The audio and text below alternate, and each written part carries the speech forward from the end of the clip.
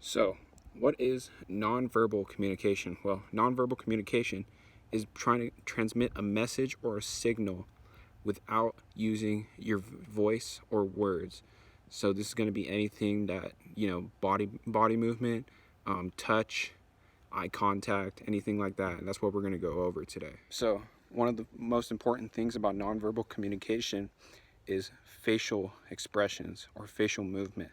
So, if I go like this, you can tell that I'm happy because I had a smile on my face, and typically smiles mean that you're happy. Or if I go like this, that's a frown. It's an exaggerated frown, but it's a frown. I'm trying to convey the message that I'm sad, or I don't like what's just happened. Or if I just do this, that express like uninterested, or maybe I just watched a Comedy Central stand-up special, and that's my face right there. It's just because it's not funny.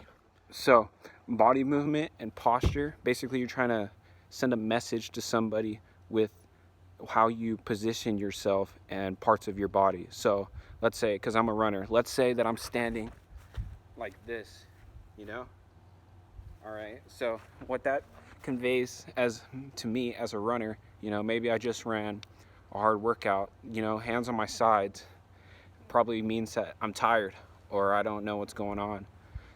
Like, I'm just kind of upset about what's going on with the workout. But with posture, maybe you have a guy that's his posture is like this, it's all kind of, his posture is all kind of droopy. So he's kind of trying to convey the message to you that he's probably having a bad day, everything's not going his way. But let's say that, this girl bumps into him on the street, says, "You're cute, why don't you give me your phone number, I'll text you later." And so his posture goes from this to this, because now he's feeling confident in himself. He's trying to convey that message to you.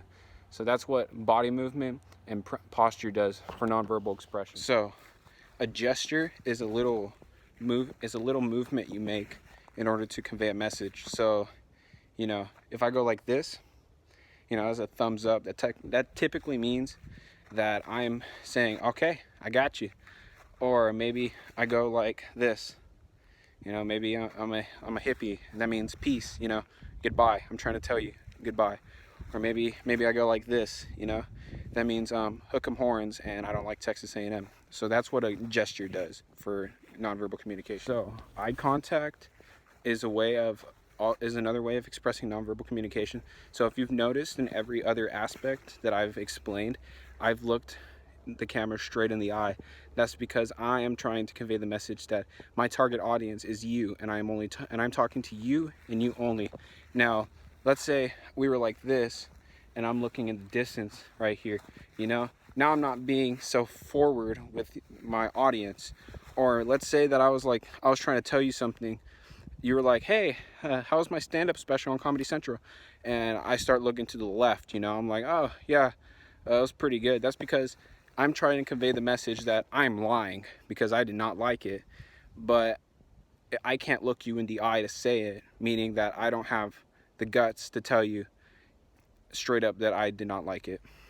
So that's what eye contact does for nonverbal communication. So another aspect of nonverbal communication is touch. So basically touch is, hands, feet, anything you do with your body that touches something else can convey a message non-verbally. So let's say I found this zucchini on the floor, right? Look how I'm holding it. You see I'm holding it with only 2 fingers? I'm trying to convey the message that this is kind of gross. Why did I find this on the ground? I'm not really comfortable holding this thing, That's why I only have it with 2 fingers or 3 fingers, because I'm like, hey, it's kind of disgusting, But what if I went like this?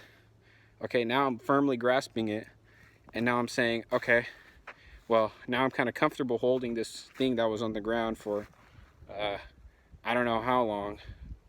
So who cares? So that's what touch can do for nonverbal communication. So space is also another aspect of nonverbal communication. Now, I'm not talking about interstellar space or Houston, we have a problem space.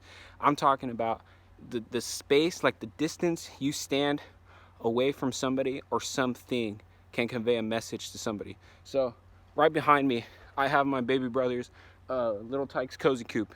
You know, you can see it's kind of faded. So look how I stand compared to it. You know, look where I'm at. You see where I'm at? All right. So what message does that convey?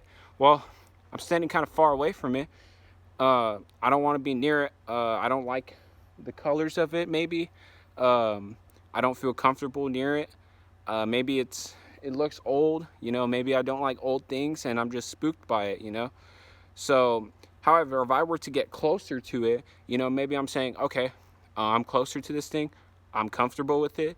I don't care how close it is to me because I know it's not going to hurt me anymore. So that is what space does for nonverbal communication. The last aspect I'm going to talk about for nonverbal communication is voice. So voice basically is talking about things that you like, sounds that you can make with your mouth, or the tone of how you say stuff. So basically when we're talking about tone, so let's say we're at a track meet, like, because that's the only thing I know about, right? Because let's say we're at a track meet and I'm screaming sternly at my teammates that are running the 4x4 last race, and you hear me yelling. I go, come on, let's go, pick up the pace, come on. So you hear the serious in my voice. That conveys the message that I'm very serious. I'm very concerned about winning this race because maybe it means a lot to me. Maybe I need to win the championship. Maybe it's my last year. And then also, like, sounds that you make with your voice. So screaming, you know, if somebody screams, technically, like, it's probably a surprise. Like a baby shower, if somebody screams because they just found out the gender of their baby, the scream is gonna be like a oh, I'm so surprised that it's a girl scream, you know. Or maybe you're screaming because this guy's chasing you in downtown San Antonio, you know. That's like a I'm scared, send help, please type of scream. So that's a nonverbal communication for you. So the last thing is, why is nonverbal communication so important in our world today? Well, nonverbal communication can reinforce your verbal communication.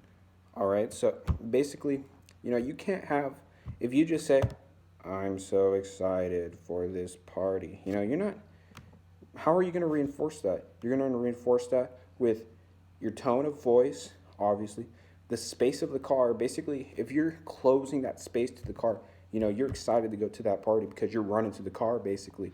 And then, like, if you're like pumping your air in the fist, you're making hand movements and you're making gestures like, I'm so excited for the party, So that's what nonverbal communication can do in our world. And that's going to be my project.